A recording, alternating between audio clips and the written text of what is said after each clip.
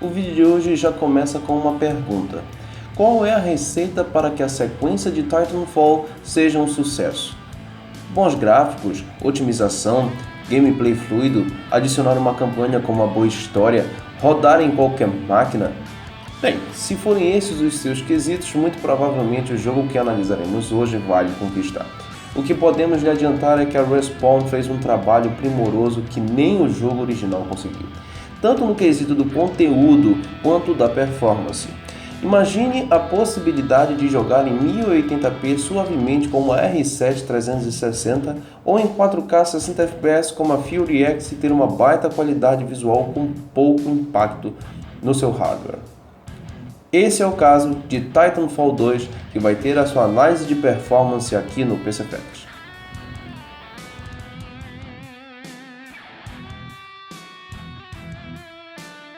Logo de cara pegamos a performance em 1080p Ultra. E que surpresa agradável! Uma R7 360 rodando a 47 fps de média no Ultra. Claro que as quedas para 19 não agradam o jogador mais perfeccionista, mas um tuning aqui ou ali vai te garantir mais estabilidade. Destaque para 1050 e 1050 Ti que mesmo de entrada conseguem mais de 60 fps no Ultra nesse game, e para a GTX 970 que entrega mais de 120 frames por segundo. Placas acima da 970 não foram adicionadas, pois o jogo tem um cap de 144 fps. Aí não faria muito sentido. Elas, portanto, foram promovidas para 1440p. Em 1440p, a surpresa fica por conta da GTX 960, que consegue entregar 49 fps, uma marca incrível. Os destaques aqui ficam por conta da extrema superioridade da 380X sobre a 960 em todos os quesitos, a performance parelha entre a RX 480 e a GTX 1060, mostrando que a otimização para ambas as marcas, e para a 980 Ti que quase chega na casa de 144 fps em 1440p. Já para 4K, a Fury X quase entregou os 60 fps sozinha.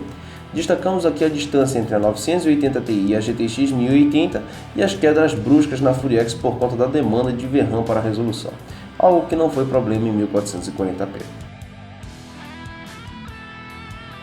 Agora comparamos os CPUs em uma GTX 1080 rodando em 4K. E antes que você diga que não deveríamos comparar CPUs em 4K, saiba que a taxa de frames da GTX 1080 em outras resoluções fariam ela chegar no cap de 144 fps e acabar invalidando o teste.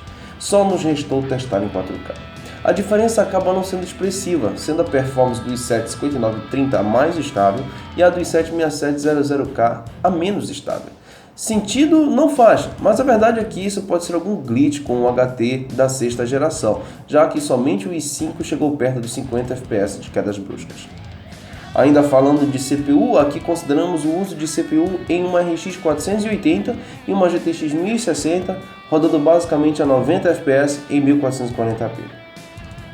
Repare que o uso final de CPU é um pouco maior na RX 480, entretanto, quando analisamos o uso médio do thread mais exigido, chega a assustar o quanto a 480 usa e abusa deste thread para resultar na mesma quantidade de FPS que a GTX 1060.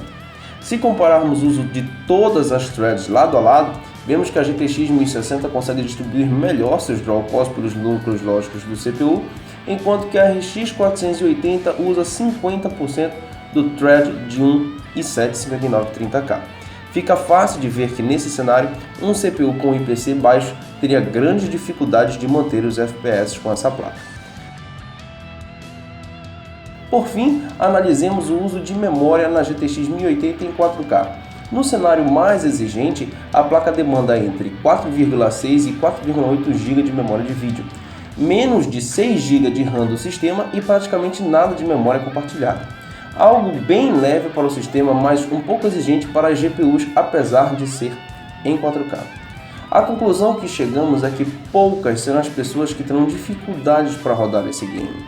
Alguns casos mais específicos, como uma GTX 960 2GB para 1440p ou Fury X para 4K, poderão ter pequenas quedas a mais por causa da VRAM, mas tirando isso, um i3 com 8GB de memória RAM e uma 1050 ou 460 já vão te garantir horas de jogatina com uma qualidade incrível de imagem como poucos games atuais têm a te oferecer.